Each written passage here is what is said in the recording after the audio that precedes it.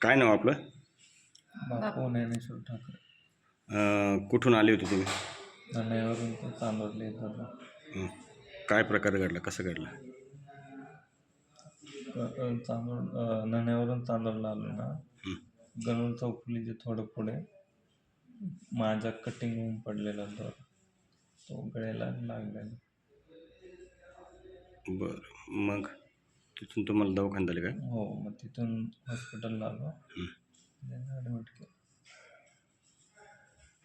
आता तब्येत कशी मग? आता बरी वाटते? हो, आता किती तब्येत बरी आहे. टाके पडले का? हो, 13 टाके पडले. बरं.